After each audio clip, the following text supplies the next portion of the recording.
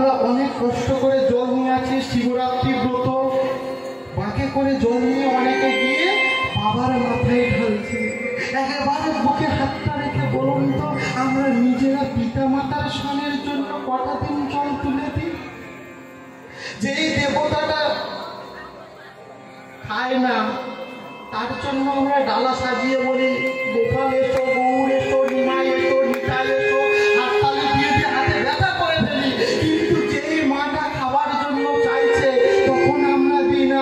যেদিন খেতে পারবে না, যেদিন শ্মশানে ঘাটে চলে যাবে, তারপরে দেখুন আমরা কি করছি।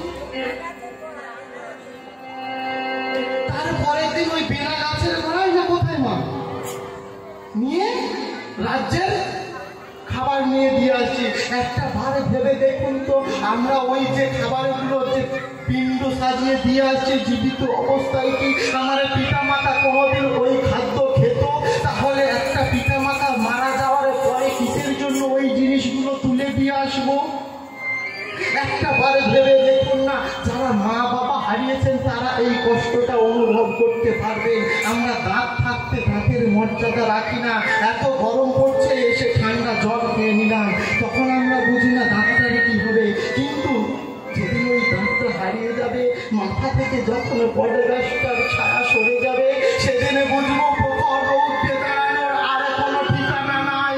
সেই দিন আমাদের জগৎ সংসারে আমরা প্রত্যক্ষ করতে পারবো যে পিতা মাতার স্থানে কোথায়। যতদিন আমাদের সামনে আছে আমরা কোনোদিন বুঝবো না।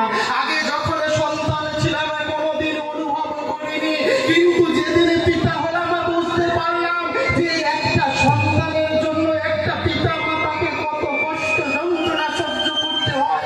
যে সন্তানটা নিজের পিতা মাতাকে অন্ন দিতে কষ্ট হয়, যে পিতা মাতাকে যে সন্তানটা দূরে সরিয়ে রেখেছেন, একটা পান পারলে আপনারা গিয়ে দেখে আসবেন। যখন একটা সন্তান সম্ভবা জননী অপারেশন থিয়েটারের সামনে বসে থাকে, অপেক্ষারত অবস্থায় নিজের জীবনে বহন করে দেয়, ওই মৃত্যুকে সামনে দেখতে পায়, কিন্তু একটা বড় বলে না আমি অস্ত্রোপচার করব না, আমার শরীরে অস্ত্র চালাবে না। সে কিন্তু হাসতে হাসতে একটা সন্তানের জন্য নিজের প্রাণটাকে বিসর্জন দিতেও দ্বিধাবোধ করে না।